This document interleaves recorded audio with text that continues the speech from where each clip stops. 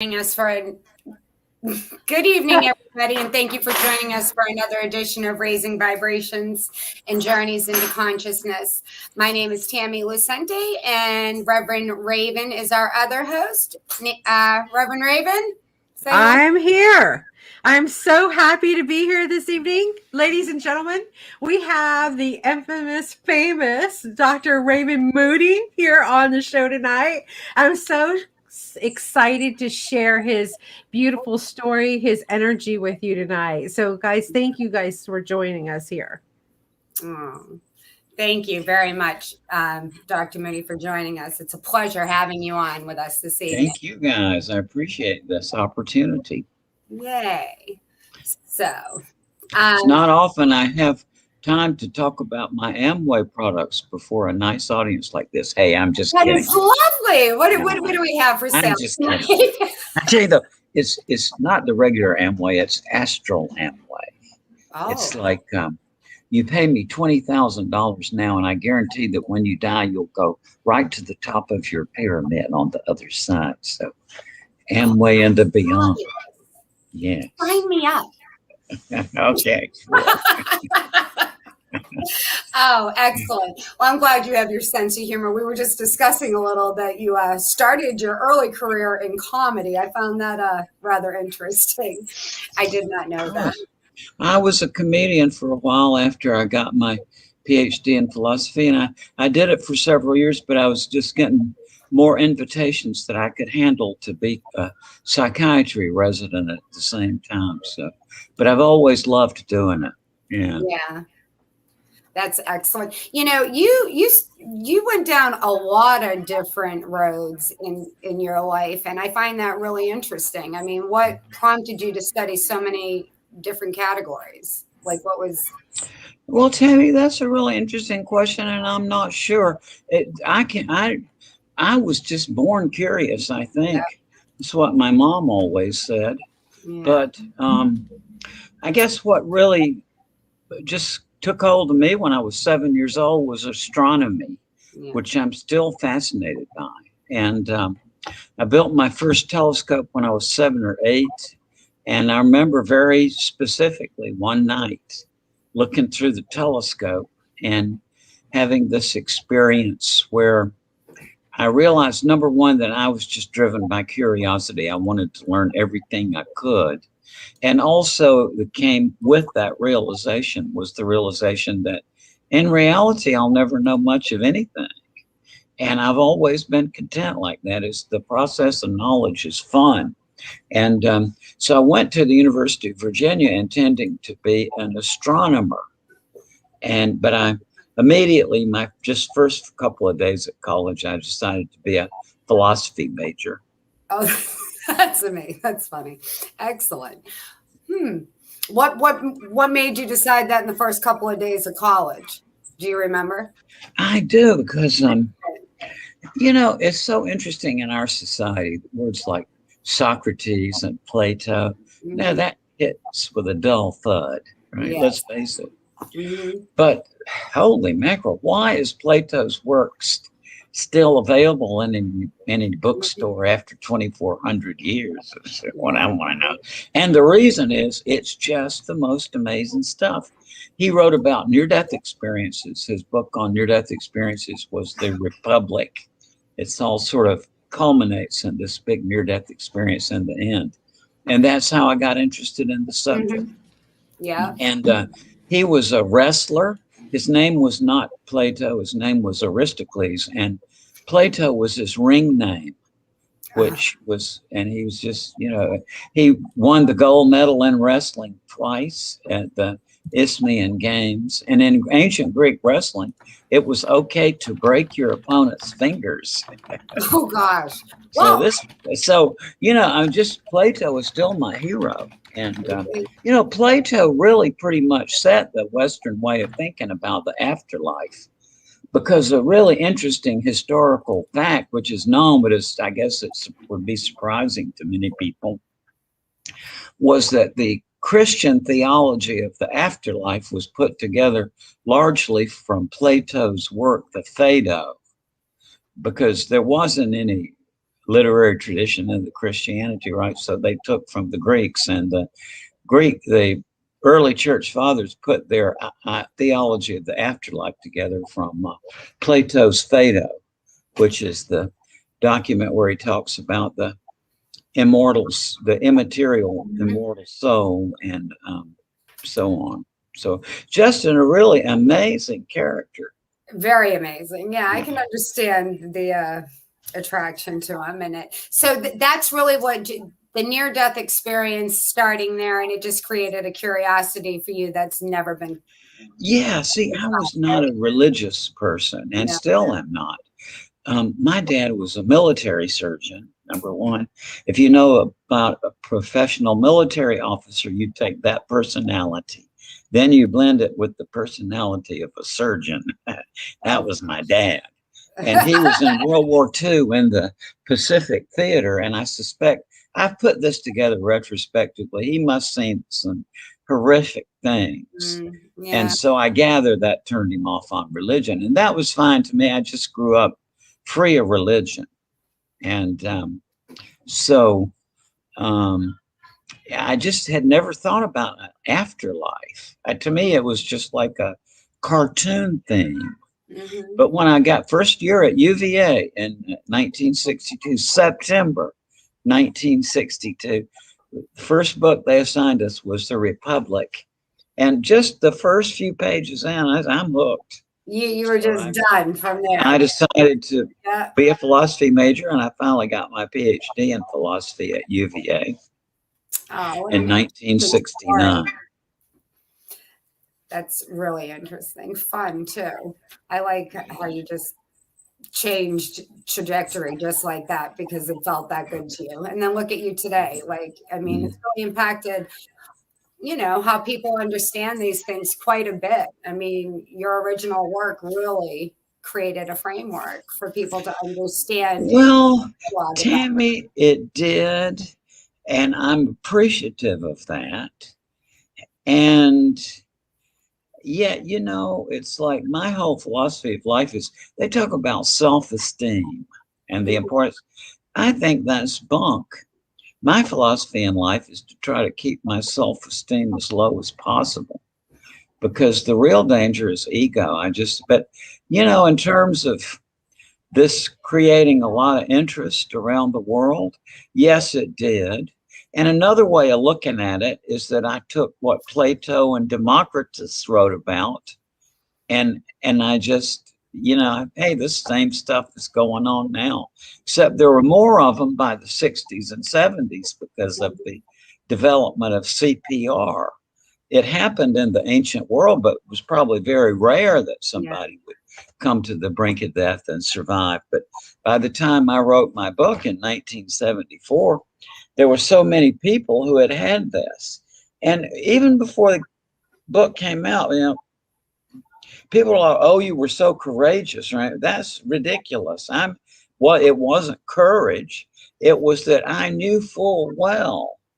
Like when you go to the local, at the time they were a kind of male bastion, but like the civic clubs, right? Every town has the Kiwanis and the Rotarians and back in then it was all men, right? But these were like the movers and shakers in these towns, and they have to have a lecture every Wednesday, right? So as soon as the word got out that this professor over at the university was studying people who almost died, I got to all the you got invited to all the parties, all of them, and so every one of them I went to.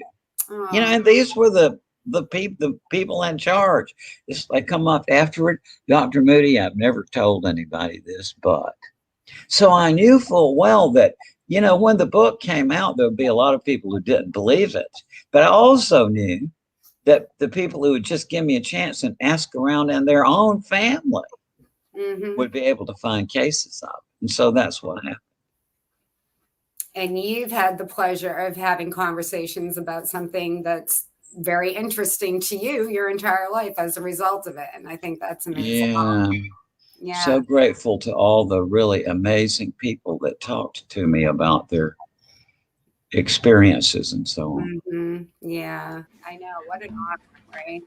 So I have to share with you guys that we had such a hit of people viewing this live on Facebook and it crashed. So I had to edit it I know, right? Unbelievable. But we crashed, and so I had to do some quick fixing. So hopefully we're back up on Facebook Live. We are still on YouTube on 2 different channels, and we're on 2 different channels on Facebook. Really quick. So, can you hear me that? That was crazy. That is crazy. Let me see. Are we, so do you know, are we live, Sandy? Yeah. Well, no, we were still live. We were on Reverend Raven's page and my personal page and on YouTube, but we lost it on Raising Vibration Radio Facebook page. So it crashed and I had to redo it again real quick, but we're back on there. We have a comment from a listener, Catherine Griffin. Love Life After Life. Great book, Dr. Moody. Thank you. So you guys be sure to comment on here. If you'd like to ask questions to Dr. Moody, please write in your questions in the comment and we will read them to him so he can answer them for you. All right. Thank you. Now I'll go back to the show. So, Ray, more recently, your last 2 books, they kind of tie together, right? Do you want to maybe talk about that a little bit? I find it very interesting. Well, yeah, Tammy, actually, I guess when a lot of people first start thinking about life after death, it's because very often of a grief, a loss of a loved one will get people thinking about it, or aging, facing realizing you're going to be passing away, whatever, or from their religion. But my interest in it was a total different take. What I was interested in about these near-death experiences, I mean, of course, they're just fantastic, and what an amazing thing, they are. And at the same time, it's like what the part of it that I had some expertise that I could bring to it was that I am interested in logic and language, but my area in philosophy was philosophy of language. And since I was literally a kid, I have been fascinated by nonsense, not in the bad sense, but in the sense of Dr. Seuss. Yeah. Dr. Seuss, who has sold 600 million copies of his books. Okay. Yeah. Now, so I grew up with this. And when I was a kid, read comic books all the time and stuff. And I realized when I was very young that number one, nonsense is fun. I must have read Alice in Wonderland and Through the Looking Glass, I guess probably, 5, 10 times when I was a kid. And so it's always, and then in the 50s, when those came along, the doo-wop music and the Louis Armstrong and the scat singing and so on. So it's just always been interested to me, and it's nonsense. And so I realized that in order to analyze the language of what people tell us when they come back from death, you've got to think not just about the meaning dimension of language, but the unintelligible dimension of language. So that's what you were mentioning in the 2 books. One of them was published about a year ago, and it's called Making Sense of Nonsense from Llewellyn Publishers. And it's sort of a guide for how to think about lots of different things, including near-death experiences. And I'm conducting a sort of study with that book. And then the one that just came out is called, a shorter book called God is Bigger Than the Bible. And what this wait a minute. What is the study that you're conducting with the other book? I'm curious. Oh, yeah. Okay. Yeah. Well, and this book is about that too. Both of them have to do this. And what it is in the real world, the way we debate about near-death experiences and life after death and so on, it doesn't work. I mean, it's, this whole thing about the oxygen deprivation to the brain. Yes. Is the way people focus on this. But the trouble is that the same experience happens all the time to people who are not in oxygen deprivation. For example, the people at the bedside of the dying will very often tell us this. The person in the bed dies. The bystanders themselves have these experiences of leaving their body and seeing this light, and sometimes even empathically co-living the dying life review of the person.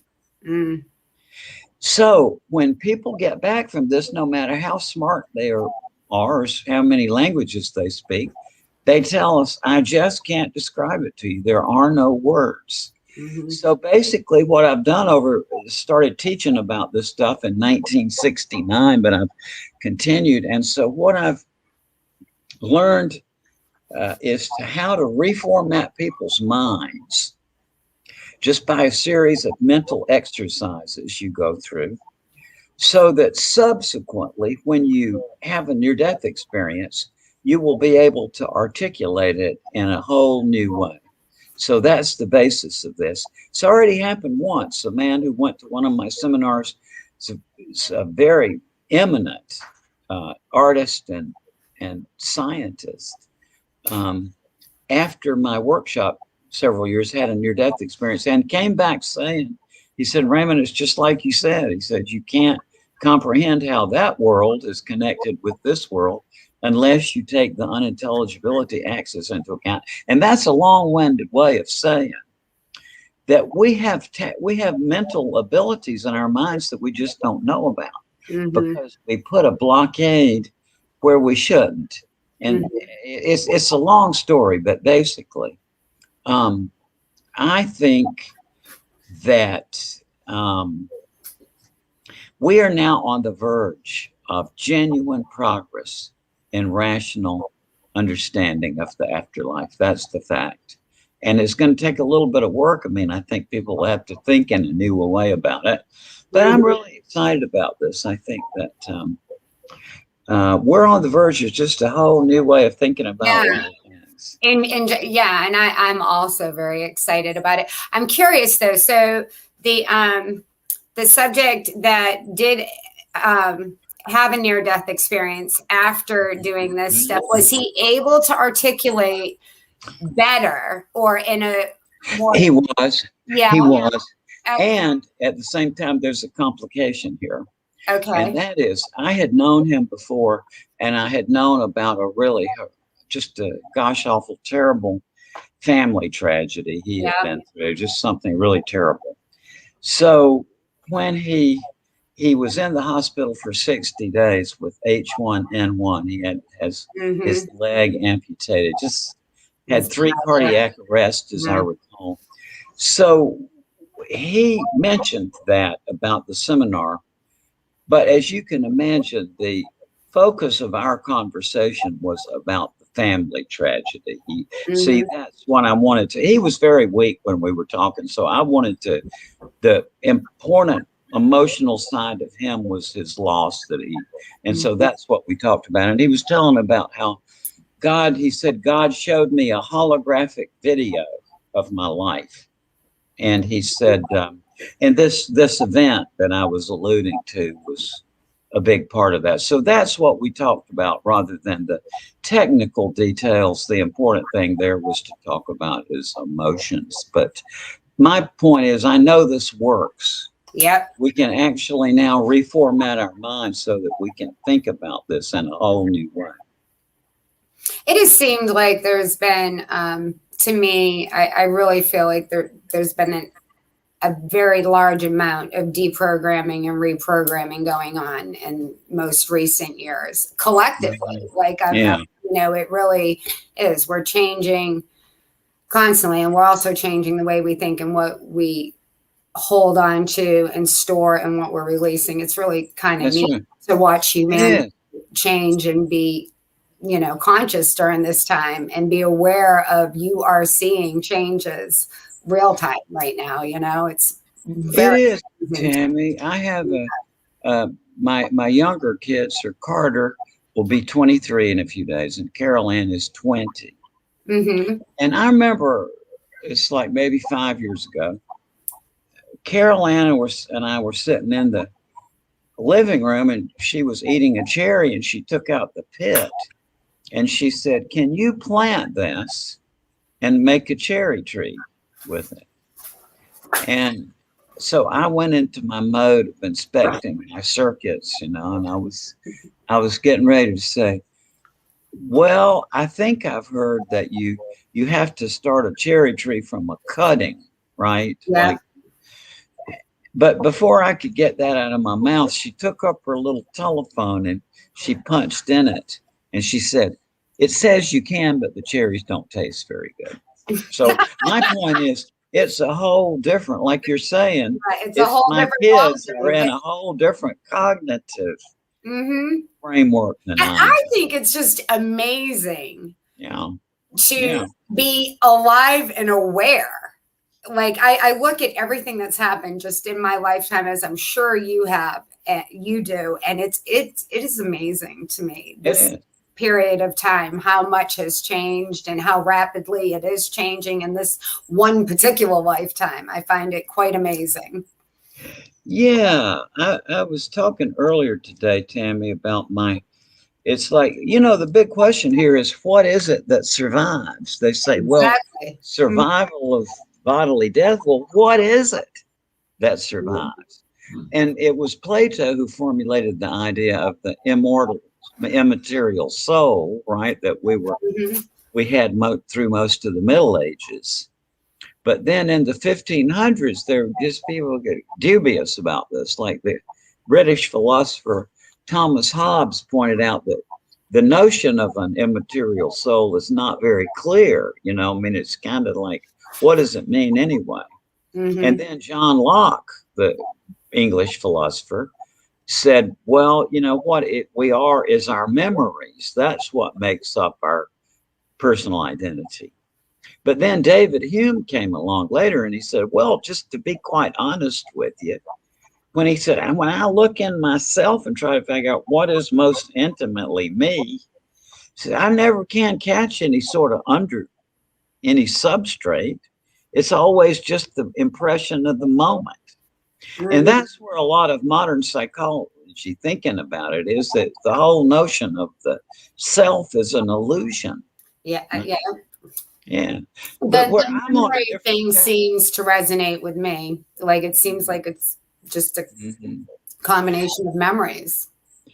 Well, so you're on the Locke page on that.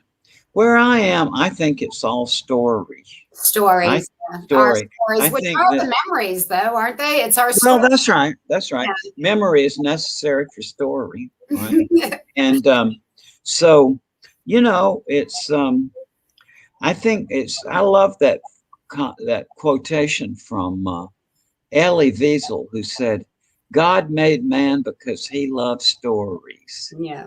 And Plato said pretty much the same thing. Plato said that we are God's playthings. He said, like we're toys. And he said, if you think about it, he said, really the idea of a person's life, a human's life, is not a very big deal. He said, but we can't allow ourselves to think that way. You have to get immersed in it and think it's important. Yeah. But he said that really the best thing to do in life is just to play at it and try to play it the best way you can. Exactly. I couldn't agree more with that. That's where life has taken me at this point anyways. Yeah. So do we have any questions from the audience, Sandy, or are we still doing good on Facebook? I'm just checking real quick. So I've had people text me and call me like, oh, I can't get on. So I let them know that they can see this from YouTube again. Also, Reverend Raven's Facebook page. If you're friends with me, or not Tammy's page, but you can see it from mine. We need to work on that, Tammy. Get it posted on your page. It is on my page. It is streaming on there? Okay, good deal. Because we are crashing the systems tonight. So yay for us. I love it. Wow, Ray. I love it. And I just got to say this. Green is thankful, swing is how zest. Some nonsense. swings of some house est. Yeah, it's people think of nonsense as something unformed, but I've identified over 70 different types of it, and each type of it has its own distinctive effects on the mind.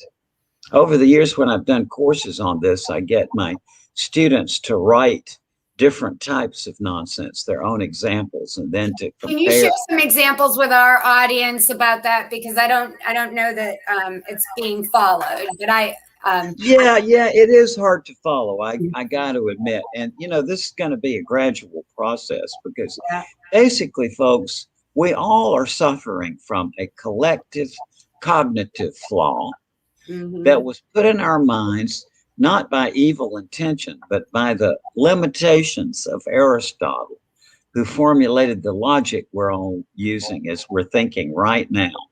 And his logic was so effective that it got taken up into the mainstream, right? You use it for everything. For everything, yeah.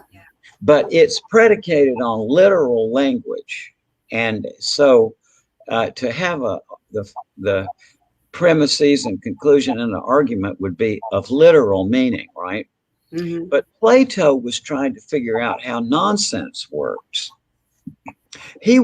Plato was fully realizing, like we should today, that nonsense is very important. I mean, today, for example, as I said, Dr. Seuss's books have sold over 600 million copies.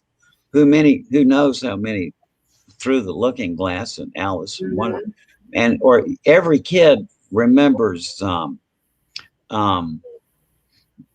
playground rhymes and so on. So it's a very important part of life, but because people don't like the word nonsense, they don't think about the other side of it. So basically, Plato was trying to figure out how nonsense works, but that was too high a hurdle for Aristotle, so he let that drop. So since Aristotle codified the way we're thinking right now, we can't think logically when it's something nonsensical. But what I've done is I've gone back and sort of extended Plato, and I've worked out how you think about things that don't make sense. And it doesn't seem to make sense. Was he talking about types of nonsense? Well, listen to this.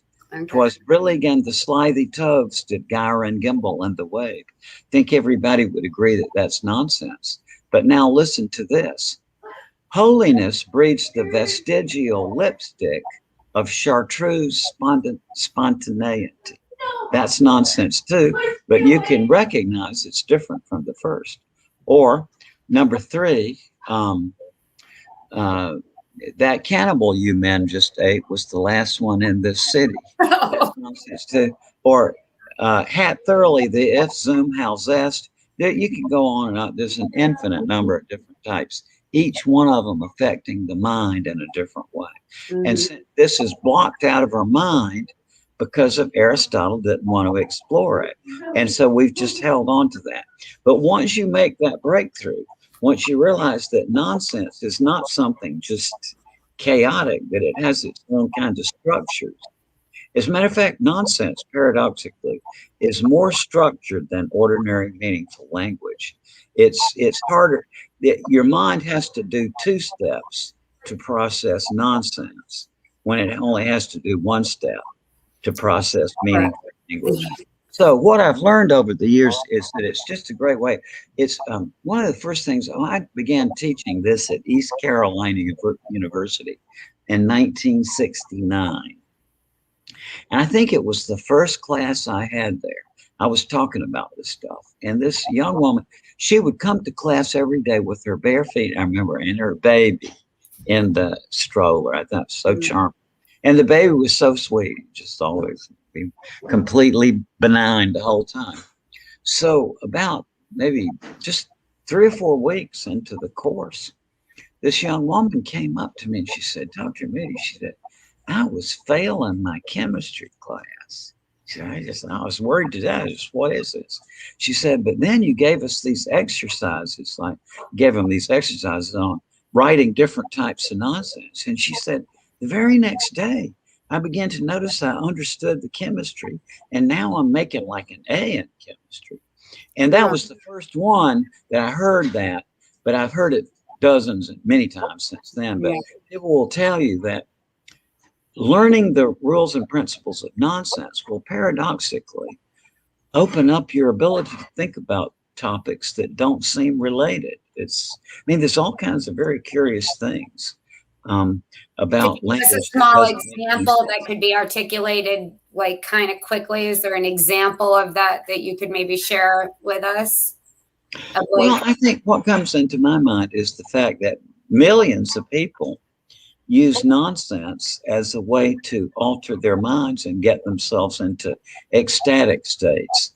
In the Christian tradition, there's glossolalia, or speaking in unknown tongues, which is, linguists have analyzed it. And what it consists of is nonsense syllables drawn from the speaker's own language, put together in a way to avoid meaningful combinations or to avoid grammatical structures. And so what happens is, and I've done it myself, and you don't need to be in a religious ceremony or anything to do it. It's just a matter of letting go of your inhibitions. And you get started on this. And after a few minutes, it really does. It takes you into an extraordinary altered state of consciousness. And so, nonsense is one of the modalities that people have always used to put themselves over into other states. A lot of people probably remember Ella Fitzgerald and Louis Armstrong and their scat singing.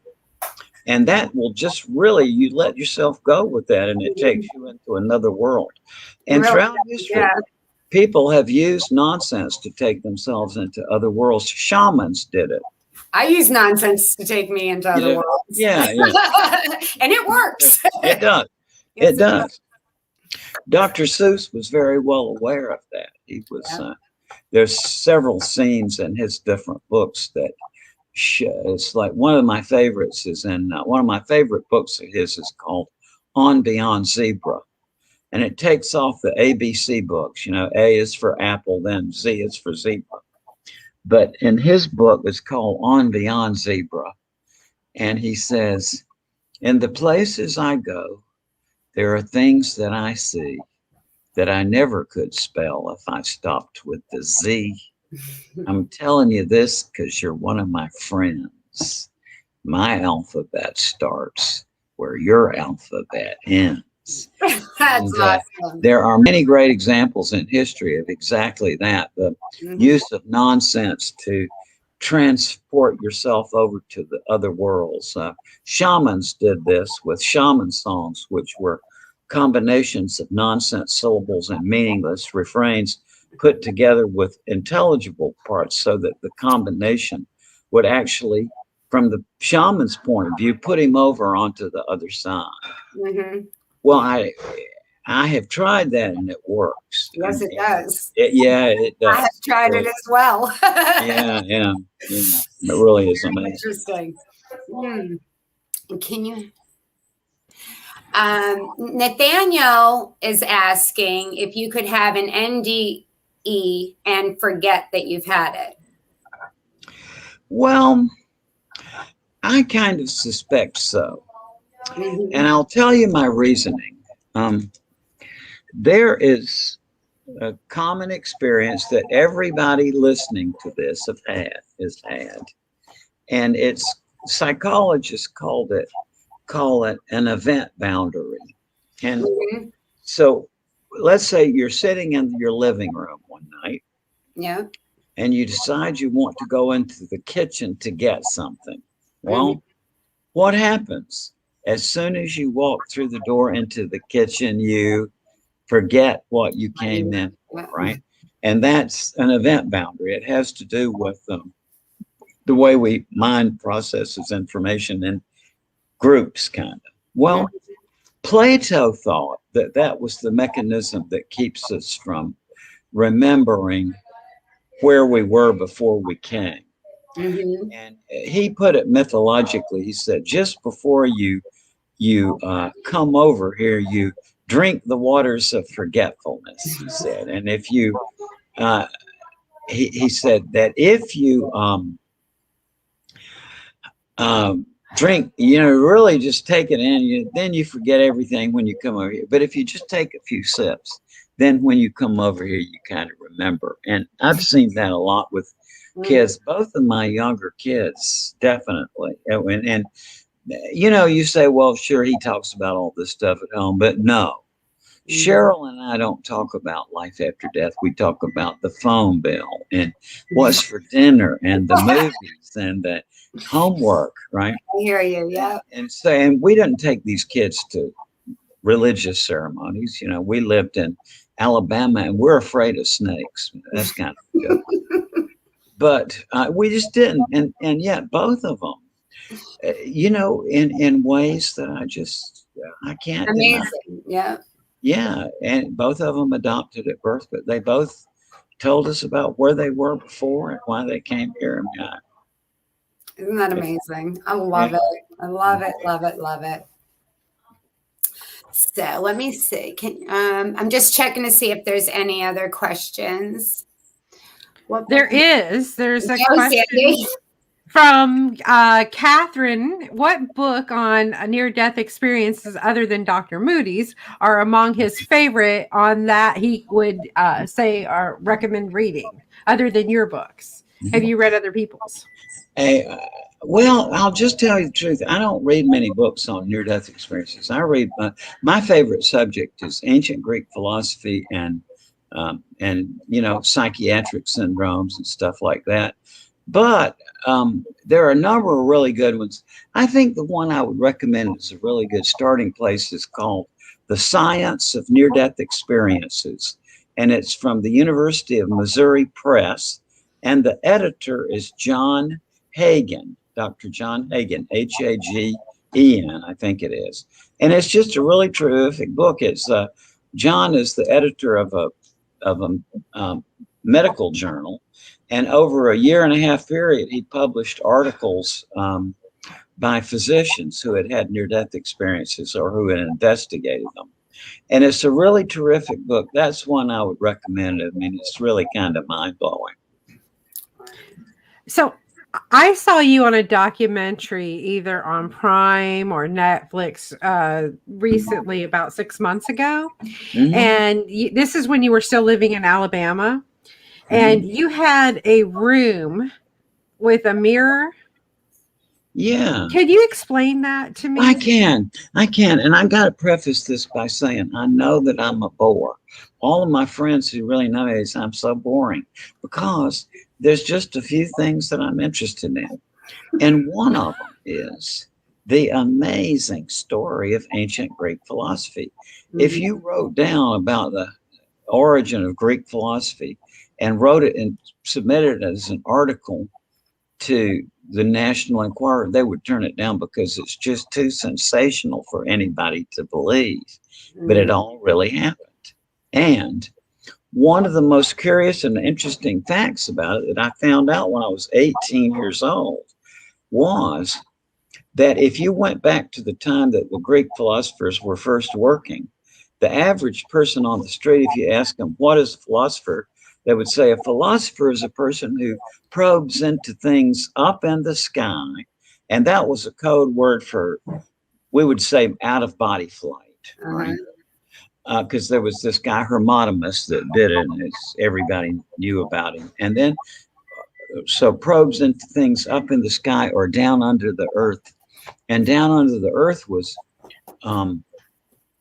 code word for the rites of evoking the spirits of the dead at these places called the oracles of the dead. And so I'd known about this. And then in 1988, I read an archaeological article about the rediscovery of the most famous of the oracles of the dead. Now, what the Greeks said was you could go to these places and they'd call up your dead relative and you could talk to them. And I remember thinking in my 18-year-old omniscience, and I remember exactly where I was when I read this. I was reading Herodotus and his account of the Oracle of the Dead. And I'm a great fan of Herodotus, but I was thinking, I mean, this couldn't be. So it had to be a legend or something. Mm-hmm. I mean, how could there be a place where you could go to talk to your dead relatives? Well, ho ho, 1988, 26 years later, I was reading this archaeological report of they found the most famous of the oracles of the dead, and they excavated it. And based on what they found there, I figured out what they were doing, and it works. Basically, they had this big bronze cauldron, which presumably they would polish very highly on the inside, then fill it up with water and probably a layer of olive oil on top. And in a subterranean chamber with torchlight, after a preparation period that lasted 28 days, you would go into this chamber, and in the torchlight, looking down into this depth, that's where they would see the apparitions. And that made sense to me because I knew that they still do it in the Middle East today. They'll take a silver bowl, highly polish it on the inside, fill it with olive oil, and by candlelight you can look, and many people were see visions. So to make a long story short, I set it up and it works. You can actually take people through an experience that's basically like I just put a mirror in a darkened room and excluded light so that the only light source is from behind the chair. Person is sitting in front of the mirror, but in such a way they don't see reflections. It's just like a depth. And then you prepare them just by saying, get them to choose somebody who's died that they want to talk to again. You take them through this process and just tell me about this person who died. What were they like? What are your good memories? What are the sticking points? And so after, an hour or two of this, you take them in there, and on the first attempt, about 60% of the people will have an experience which they interpret to be an actual visitation from the person who died. At first when I was doing this, my expectation was that since these were my graduate students of psychology and my medical colleagues and my friends who were like psychiatrists and psychologists, and I was thinking, well, if they do this and they see something, then they're going to say, I saw this image. It looked like my grandma, but was it real or was it a figment? I don't know. That was the reaction I expected, but that's not the reaction you get. People will actually interpret it to be a real visitation. So I did this. I wrote about it. It's been replicated by many people around the world. And it's part of the collective heritage of humankind that you can actually go through a procedure during which you will seem to have a waking visitation with the person who died. That's wonderful. I want to try that. I really want to try that. Do you still do that? And do you do it where you are? I never was interested in doing it as a therapy. I was more interested in, because I figured if I could get this to work, then it makes a lot of ancient Greek philosophy. I understand now. It's a really great book. Let me get it. Really interesting. My book on this was called Reunions, and it was published in 1993. And I talk about the Greeks and all. This book came along later, and it's by Daniel Ogden, and it's Princeton University Press, 2001. And it's Greek and Roman necromancy, but it talks about the oracles of the dead and how you do it. He was saying that this also had them in Japan in the 1500s was when he was talking about it. There would be a place where they had clear ponds. And then they had these wooden arch bridges that would go over the ponds. So the idea would be you would sit around on the shores of these ponds and you would think about your deceased relatives and so on. And then you would go on across the bridge and you would look down into the clear water, and that's where you would see the apparitions coming up. And this sounds so bizarre to 21st century Americans, but if you went back to the 19th century America, everybody knew about this. Did that. That was common practice. About a parlor game almost. I mean, people would just do it because, they didn't have radio or TV, so they would actually interact. And it was very well known in the Victorian period that you could do this. Mm-hmm. Very interesting. It is very interesting, isn't it? It's like a physical nonsense going on, right? It is. It just sounds impossible, yet it's very easy to do. I've found over the years that the main thing blocking this is people trying it. Mm-hmm. It's like when people would come to me and they were all, let's make this happen. It wasn't going to work. The people for whom this works are people who can just like relax. Let go and go with it. Yeah. Mm-hmm. But I was really surprised when the people I was taking through this, being, since they were doctors and psychiatrists and psychologists, I was assuming they would just, but when they started coming out of there saying, yeah, I talked to my mom, and that this was an actual event, I was kind of like, what is this? So then I tried it myself, and I got to say, yeah, I saw my grandmother as vividly as I see anybody, but it was the personality of my grandmother. It was the appearance, more or less. The appearance is different because you're not dealing with a physical body exactly, but it was just astonishing. It is astonishing. Just finally come to a place Did where you hear with your ears, or was it the mind? Yeah, it was yes and no. It wasn't like a thought transmission. It was like that I was hearing her voice crisper, like an electrical circuit or something. It's more loud and clearer and crisp. Yeah. Yeah. Yeah, very. It definitely wasn't like a thoughts. It was an auditory Crystal clear. Yeah. About a third of the people will say that they hear an auditory component to it. Almost all the rest of them say they didn't hear a sound, but it was like heart to heart or mind to mind communication. Oh, sweet. Yeah. But were you not freaked out by the whole experience? Like, I'd be like, oh no. No.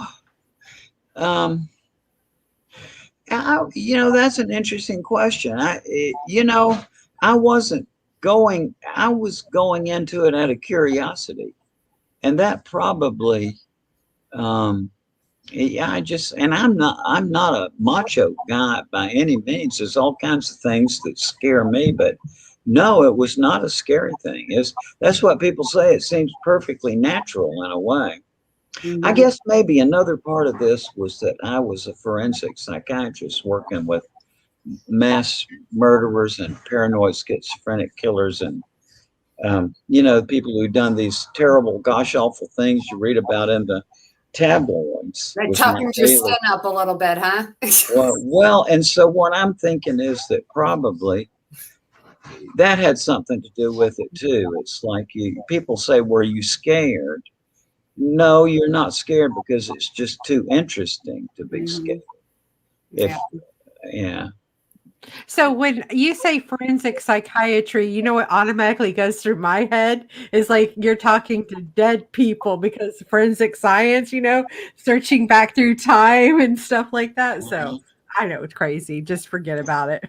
Well, no, it's a really fascinating thing. It's we all used to say that in that unit, we always talked about how our relatives and friends thought we were crazy for wanting to do it. But we felt, because it was dangerous. I mean, I got to say, abstractly, it was dangerous. I mean, you're dealing with people who are there because they're assaultive and murderous. But you kind of go into it knowing you're going to be injured. But the thing is that you go into it because it's just so fascinating. And I remember the conversation we had a number of times was that we felt that we were so privileged to work there because it was kind of like working in another dimension. You go home to a regular life and then you come in and you're just everybody there, all the patients are in every one of them a whole different world. In a different world, yeah. One of them thought he was a lion. He had a zoanthropomorph. Just like amazing thing after amazing thing. So it was a great privilege And to be able to allow to see that side of life, I used to have because this is a long story. I hope I'm not being boring, No, but you're all right. Oh no, keep it going. Go right ahead. you know, a lot of cops, okay, and rightly so, are kind of dubious about psychiatrists, okay, and that's the baseline. However, in Georgia, where I was doing this, my uncle Fairley was well known in law enforcement all over the state. He was the chief of police in this little town in Georgia for 30 years. And when Fairley finally retired, they had to hire 3 officers to take his place. So, and then my brother Randy was also very well known in law enforcement in Georgia, and he was just because law enforcement, they tend to know each other, you know. So, Yeah. so when I started working over there, the word spread quickly all over the state. Right, you know, Fairleigh Waddleton's nephew, or you know, Randy Moody's brother, is working over in Milledgeville now, and he speaks Southern English, right? Wow. And so I just made bonds with all these homicide detectives and all, and I would go to murder scenes and all. It's a different thing now. Back then, they didn't have the criminalists that you have now, so it was more the technicians. It was when there was an unusual case, the forensic pathologist would go to the scene or whatever. So I got to go to murder scenes and stuff like that, and it was just, you know, it was a really privilege that I had of being able to see that side of life. And I used to kind of regret, I would think, you know, it's like I see a side of life here that is so fascinating, but nobody much knows about it except a few people who work in the forensic unit or whatever. And now with the Investigation Discovery Channel, my wife and I can watch, you know, 3 or 4 different homicides a night if we want to. I mean, and homicide is just an utterly fascinating thing to me. And I had to do a lot of thinking about why am I so interested. So what I figured out, and this is not just me, I think this is what makes it interesting to people. 3 things. Number 1, we've all thought about killing somebody. Let's just face it. Number 2, Some of us more than others. Number 2, dramatic. It's dramatic. Yeah. And number 3, the cognitive side of it is, the thing about homicide is every one of them is completely unique. Yeah. And every one of them conforms to one or more patterns. So that combination of things is why, to me, homicide is just, holy mackerel. Why isn't it's like everybody would say, what are you doing, Raymond? You could be working in an office talking to, you know, rich people about their, you know, their children not getting into the right fraternity. Right? Well, look, you know, I'm sorry. This was just too interesting. Yeah. interesting. Can I ask you a question? When you're in doing that day after day after day, does it not mess with your own psyche being around that type of? No, not until later. Okay. It's sometimes we would have like 15 cases a day. You know, it's just like it'd be a big day, so you'd have to interview like over the course of a day, like 15 people who had done these terrible crimes. But then the thing is that I remember when I was there about 6 months, and we were sitting in the morning meeting one day, and this case came up, and the other guys started talking about it knowingly. What is this? The guy had just come in the night before. And so I was just puzzling, what? And it's, yeah, Raymond, you remember this case? And no. So they hand me the chart, and my notes are in there. It's my handwriting. So and this was just like the most horrible thing. How could you forget it? Well, if you see 14 others that day, that's saying, but so it gets so fascinating that you can't, it's just, It's so fascinating. It really is. Now, and it's relentless. Like you can't have a breather between, you got to just see them as they come in. So then it goes subterranean, right? And then years later, it comes out in bad dreams and stuff. I just in the last few years, it's like it's coming up now from the wherever I put it. And so I was not long ago, I had a really terrible dream about, but it's worth it. It's thank you, God, for giving me that chance to see a side of life that maybe fortunately that very few people ever get to see. But to me, it was just the fascinating, closest thing I've had on the earth to travel in outer space. That's awesome, Raymond. I'm delighted to hear that you enjoyed that work that much. I mean, I think that's part of the secret is just really enjoy whatever you're doing. Be curious and enjoy it, It is enjoyable and also sobering. I can see that. Yeah, it is. It's one thing is I've noticed that I always lock the door at night.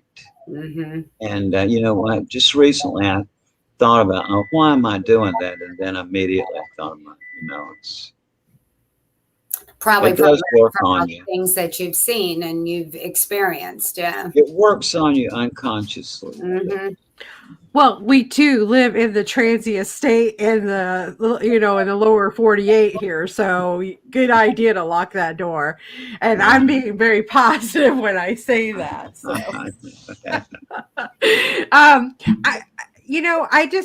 I wanted to ask you for our younger listeners tonight. What would you say to them starting out? In their careers or trying to find out who they are, what they want to do, what would you encourage them to do? Because you've had many careers in one lifetime. Yes, I have. And what I would say is this: study philosophy, not necessarily major in it. Greek philosophy. I had an experience when I was 18 years old. I had read Plato's Republic a month before, but in October of 1962, I read Plato's Phaedo, which is his dialogue about the afterlife. And in that, he says at one place, he says, philosophy is a rehearsal for dying. And that just hit me. Like I remember to this day how I felt when I read that. Now I look back at it at age 77, I look back at almost 60 years ago, and I think, well, that's kind of unusual that an 18-year-old would have had that reaction. But that was my reaction. And the point is, Plato was right. So to deal with death, think about it from an early age. That's what I've done. And here I am, 77, and I'm just, I'm not scared of death, but I am scared of life, but not scared of death. And so that would be my recommendation, because if you don't study philosophy when you're a kid, then when you get 50 years old, because I've seen this many times, you just go back and say, I wish so much I'd studied that. I have this really brilliant friend who's like a renowned military general and also a organic chemist and also a doctor, cardiologist. And he and I were together about on his 50th birthday, and we were just talking about our lives. And I said, it's like, well, I studied philosophy. And he literally, like, his head kind of bobbed, and he looked down and he said, I wish so much I'd studied philosophy. And when people get about 50 years old, they start, who were these people? Socrates, Plato, who was that? What was that all about? And it's just a great vacancy in your life. So my point here is, from the very early part of your life, study philosophy, because I've never met anybody in my lifetime who regretted having studied philosophy when they were kids. So do that. Oh, I totally agree with you there. I call myself the psychic muse, you know. I love it. My son even studied philosophy on his own at the age of 16. I think all young people should study it.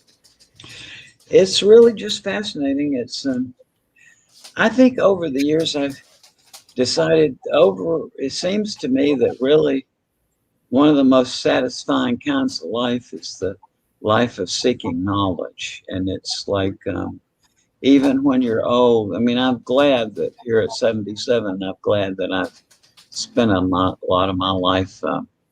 It really is, satisfying in the long run to sort of know the little bit we can about the world. Yeah, it really is. I've been forever curious myself, and it's the more I learn, the more I realize I don't know anything, but it's Absolutely. the curiosity and the hunger for the knowledge and digesting it is insatiable. It's just really awesome. So we were talking some more about, I want to go back to the nonsense because I think there's a lot in there to unpack, right? Like maybe go back into that a little bit. Because in my experience, I think when you mix things up a little bit and you have some nonsense and some clear stuff, you can come into your own clarity. Could you speak to that a little bit? Yeah, this is one of the great undiscovered facts about the world, which is so obvious once you think about it. And that is that when you combine nonsense and meaningful language, you put them together, the end result can be much more powerful than either one of them alone. Yeah. And the example of this I used to use with my students would be the hickory dickory dock. Okay. We all know that, right? Yep. Hickory dickory dock. The mouse ran up the clock. The clock struck one. And down it ran. Hickory dickory dock. Now that's so powerful that it's transmitted unchanged through long periods of time, and everybody knows it. So ask yourself, what happens when you eliminate the nonsense? The clocks, the mouse ran up the clock struck one, and down it ran. That goes nowhere. It's putting together the nonsense and the meaningful parts that creates the power. And that would be one example, but in the broader example, it's also the basis of shaman songs. The way that shaman songs would transmit themselves over to the other world from their point of view were these elaborate verbal productions which combined nonsense syllables and meaningless refrains together with meaningful parts, so that the combination of them just really changes it just puts you into a different world. So nonsense is a very powerful mind altering technique as well. I had some really nice experiences with the wonderful people as they are in the intelligence community about this. And these are the nerd brigade, as I call them. Yeah. Nice, really sweet nerds with their hair and the shirt tail out and the glasses askew. All of them as sweet as they can be, because you think about there can't be anything on their record that's bad. Right, to get that job. So what you end up is with these really neat people that you wish were your next door neighbors. And so they told me some really interesting things. One of them was that one of the guys told me that if they would insert nonsense words into coded messages, and the reason for this is that the person who knows the code on the other end will just know, oh, that's what they do. They put in nonsense. But the people who are trying to decode it, right, they won't know that. So that will throw them off. Excellent. And there's all kinds of really astonishing things I've discovered. Like one that I discovered back when I was a professor of philosophy back in the 60s and 70s was that if you rehearse nonsense and you think of some nonsensical thing to say and you get it to where you're really fluent at it, you can say it fluently. And just in the middle of a conversation without telling people you're going to do it, you spring it on, you start talking nonsense to them. It seems to set off some sort of weird circuit in their mind where they start talking nonsense back to you, but they don't know they're doing it. Oh. And one of the intelligence officers who was interested in this, it's like he came down to my place and we were talking, and then I told him about that. And a few days later, we got this very, very enthusiastic communication from him. He said, my colleagues and I were able to replicate your work just by going into the local Starbucks. And maybe some of you know who Milton Erickson was, but he was the great hypnotherapist. He was just, really, and renowned for his ability as a hypnotherapist. And in one of his papers, he's talking about how he started working at this mental hospital. And the first few days you work at a new hospital, you have to go through all the charts, you get to know the patients. Also, he was just kind of getting to know everybody. And he noticed that in this unit, when he would go in, there was always this same guy sitting near the door at the entrance. And that if you said something to the guy, he would say something nonsensical back to you. So Milton Erickson was saying, well, what am I going to do with this? And so he asked the stenographer on the unit to sit there and to record, transcribe all this nonsense that the patient was talking. So then he took the transcripts and he learned and rehearsed and he learned how to talk that style of nonsense. So then, when he came in, it's like he'd say hello to the patient and the patient would say something nonsensical back to him. So he would talk nonsense back to the patient. And he said this went on for a couple of weeks. And he said one day the guy looked at him and said, when are we going to start talking sense around here, Doc? And so I think it works. I mean, that indicates to me it works both ways, right? Very so good. That it's just it's too bad that we have sealed ourselves off from this wonderful dimension of language that has so many spiritual and humorous purposes. And, over the years, I've heard really very poignant things from people about their childhood reminiscences of nonsense. A lot of it is like I have a friend who's a psychotherapist, and she was telling me about one of her touching memories from childhood is that every evening after dinner, when dinner was over, the whole family would chant this nonsense rhyme together, right? Wow. So then I started talking about that in groups and all, and I guess probably a dozen people. You said, yeah, that's and everybody has a different nonsense they use, right? In many cases, people have a sort of family ritual.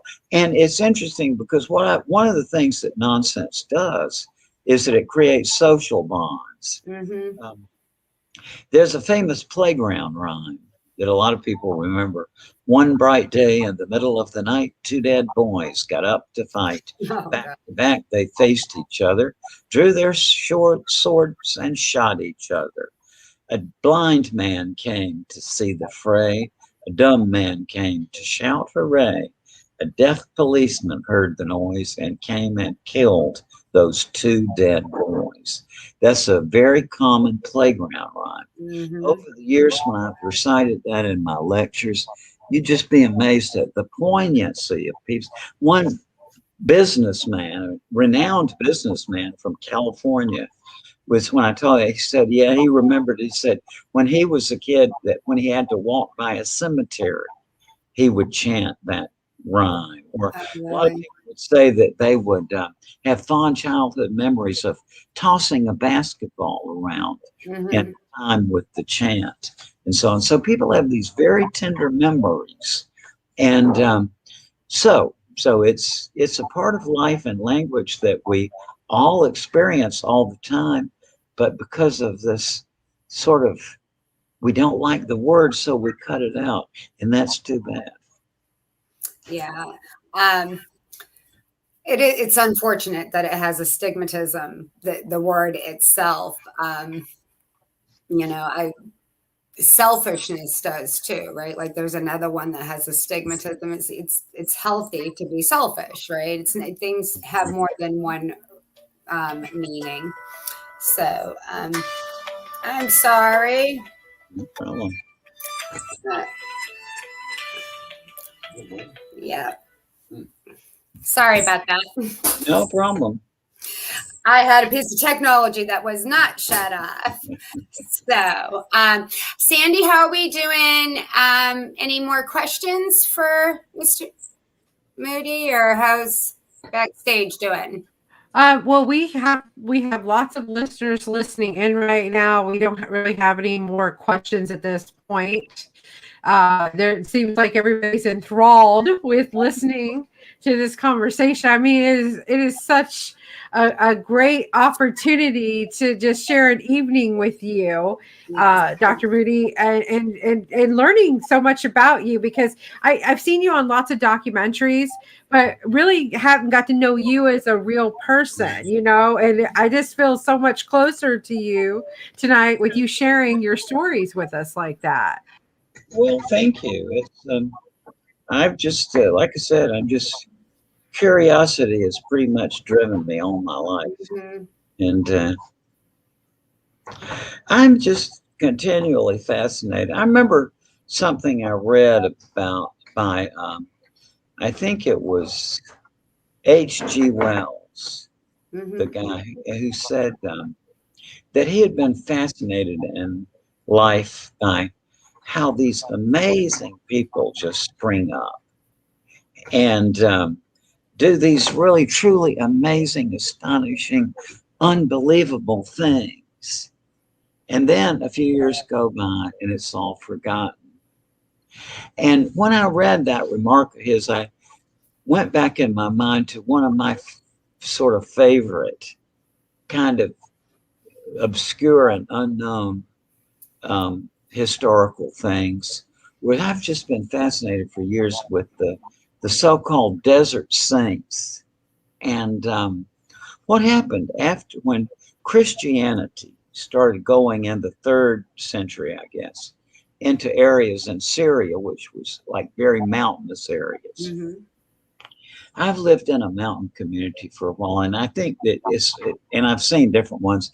Mountain people, as a general rule, this sounds like a stereotype, but really, I mean, there is a certain kind of thing where it's not much based on books or book learning, right? So, which is kind of disdained sometimes. And so, when the Christianity being a religion of the book, they were having trouble.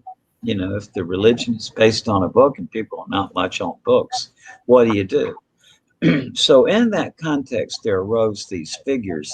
I guess my favorite one is Simeon. And he decided, well, his basic strategy was, well, how do you get these people to listen to you, to tell them about your religion? So he decided that he was going to create a spectacle that was just totally irresistible, so that people would flock up to see him. And when they did, he'd talk to him. So he chained himself to a boulder on a mountain with a 30-foot chain. And he just sat down. Like, well, would you go see it? Yes. We sent everyone's just going up there. So 2 years go by, and people are flocking from all over to see him. And so a bishop came by and said, well, if you were really what you think you are, you wouldn't need that chain. And he thought about it. Yeah. So he went a little further out, and they constructed what eventually became a 48-foot high pillar. And Saint Simeon climbed up on that and stood on that pillar for 40 years. And People were flocked from all over the world to see him. It's just like the contemporaries who described this and went to interview him and all saying it was just people trying to get to him, like trying to get closer to him, and people put ladders up. And so, but then there was a lot of them too, the stylites they called them, and it was some of them. One of them even did 10 more years than Simeon. He stayed up on top of his for 50 years. But I think he was cheating. He had a pad up there. Like You think he was cheating? I would do that, but standing out in the middle of the sun, that's not my cup of tea. But and then it started this wave, and there were these amazing people. Like my favorite one of them was Salamanes.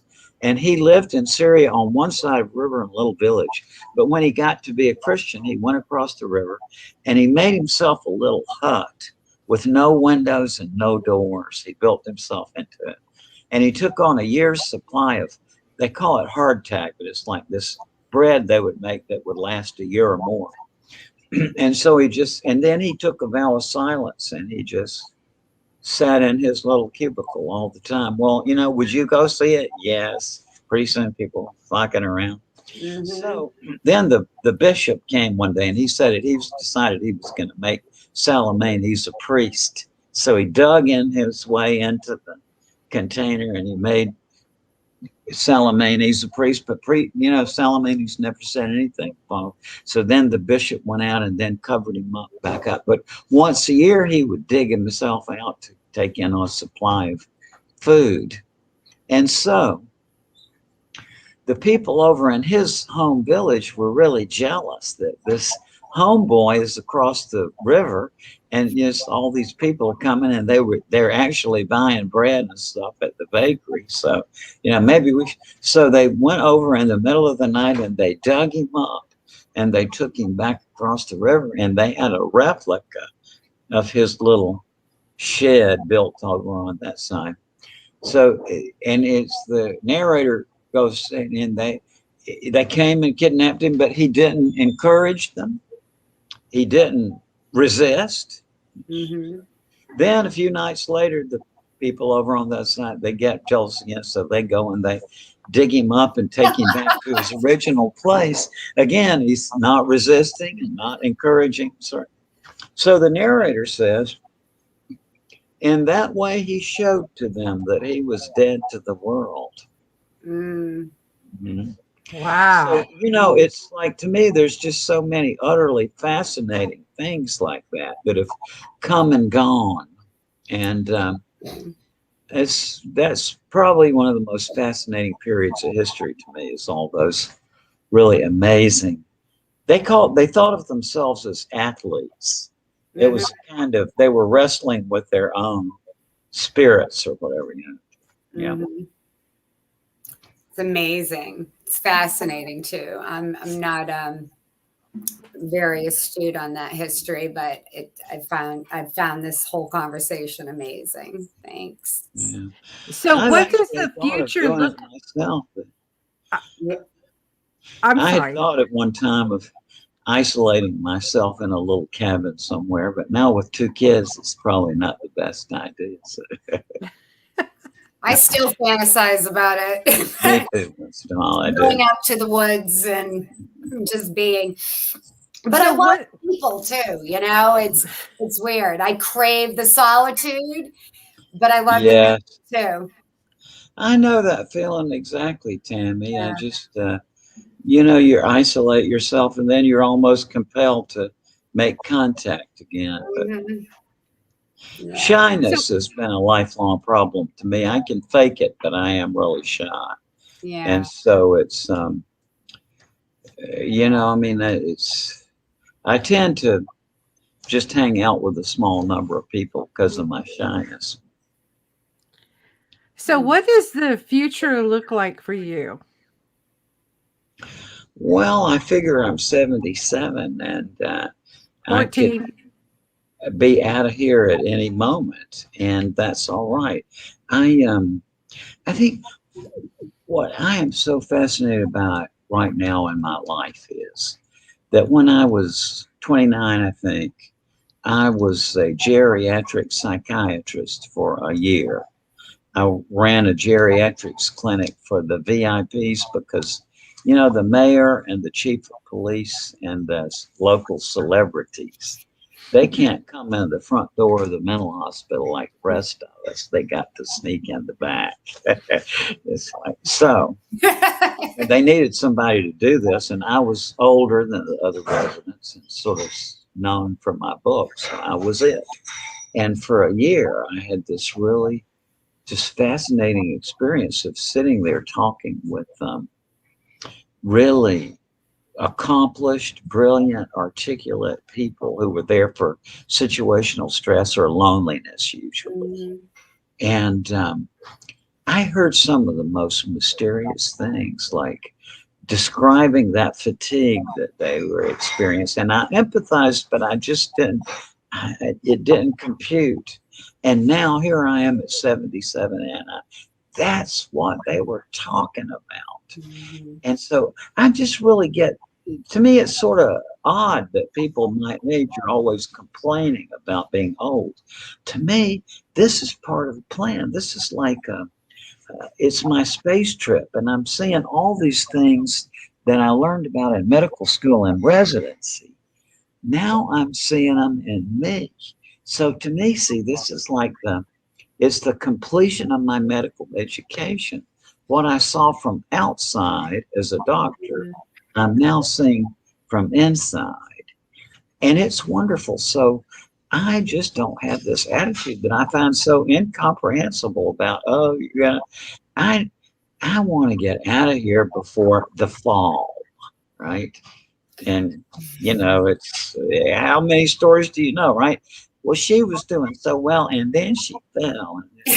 I don't want to do that.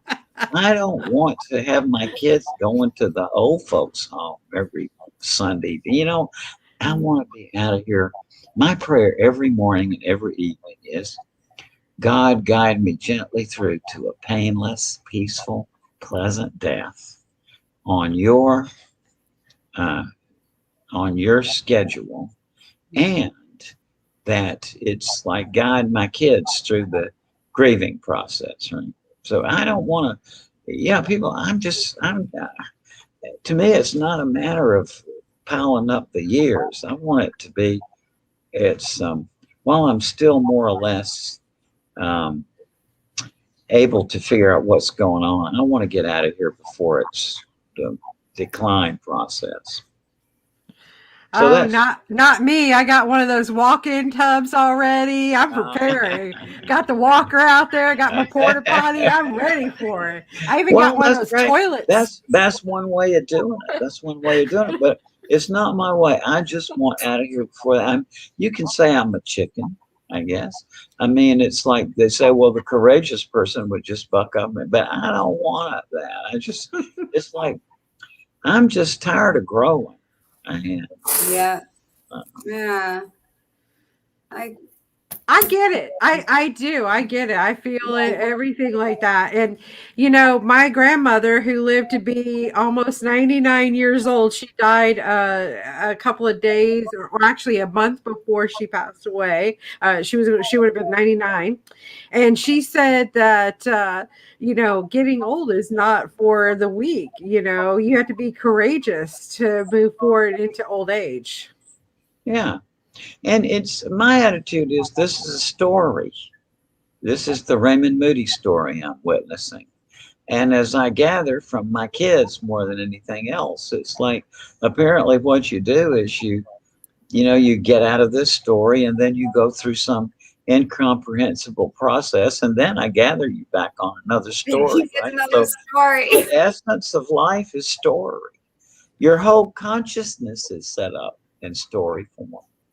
I think it's the Kulnikov effect, but people who study film one of their principles is that they've learned that if you present to somebody just any two images, just whatever, here's a cup and here's a rabbit, and you put those two images together and sequentially, then what they have found is that the mind just automatically starts weaving a story to connect them. That's how consciousness is set up. And every big thing that happens to you in your life, what do? You weave it into your life story, right? So what this thing that we're in is all about, like Elie Wiesel said, God made man because he loves stories. Yeah. And I think that's what it is. It's a very wonderful, I don't think I'll use her name, but she's deceased. But back in the 70s, I got a communication from this wonderful woman. I'd never heard of her. My taste in music, as I told her, I said I kind of lost interest in music when Elvis stopped recording, but she laughed. But she was, she contacted me because she had basically when my book came out. So I went to New York and I had lunch with her, and she said, well, Raymond, she said she talked about this one role or performance she did that she was kind of famous for. And she said this one night when after playing that role for so many years, she stepped off the stage. That was the last performance. So she had, she was talking about that feeling. Then she said, like, flash forward. A few years later, she had a near-death experience. And she said, Raymond, she said, the closest way I could describe to you that near-death experience, she said, it was like that night I stepped off the stage after playing that role for so long. And I've heard that same observation from a number of actors and actresses over the years. It's like, and people who are old. It's just like that year of geriatrics I did. I heard all the time these people would say, the older I get, Raymond, the more this impression develops when I look back at my life that had been a sort of story or a play or a script. So I think that's just part of our development, that we eventually shape up and realize that we are God's stories. That's what we are. Yeah, yes, we are. Yes. And not only is he watching every one of them, but he's also watching how they interact and weave together. That is so true. Yeah. So we have about 3 minutes left in the show. Dr. Raymond Moody has agreed to come back on August 7th to do a show with Tom Coates. Tom Coates has been on our show several times, so it's going to be very interesting to get these two gentlemen together in the studio and have a great evening. So I hope that you guys will come back and join us for that show. Dr. Moody, is there any last words that you want to share with our audience tonight? Yes, there is, and that is thank you so much for listening in. I wish I'd gotten to meet all of you personally, but I just really appreciate your listening to this because, this is just, life is so darn fascinating. Yes, it is. And I just, I appreciate it that people are willing to listen to what I have to say. So thank you. Oh, we're really happy to have you. And it's been wonderful listening to what you have to say. Thank you so much for joining us. Seriously. Thank you. Oh, yes. I was like, oh my God, Raymond freaking Moody is going to be on the show. This is so exciting. Well, I'm a faulted human being, just like all the rest of us. Yeah. I think you're totally amazing. And I just, from the bottom of my heart, thank you so much for sharing so much of your time with us. Thank you so much. Love you guys. And we love you too. You're totally amazing. And so with that, we got about a minute and a half left. I'm going to tell you about next week's show. We're going to have the board of the St. Pete Time Bank on the show, along with the board of the World Organization of this time banking. And we're going to talk about that, how we give of ourselves and help each other out. So I hope you guys join us next week for that show. And there's going to be a really exciting and announcements. So I'm going to be, I want you guys to join in for that. And we're going to see Dr. Raymond Moody with Tom Coates on August 7th. And coming at the end of the month, we have Karuna Joy coming on the show. So we look forward to everyone joining us back here again. I'm going to say good evening, Tammy, Dr. Raymond. Good night, guys. Good night. Good night, everybody. Thanks for joining us. Thank you so much. Bye-bye. Thank you.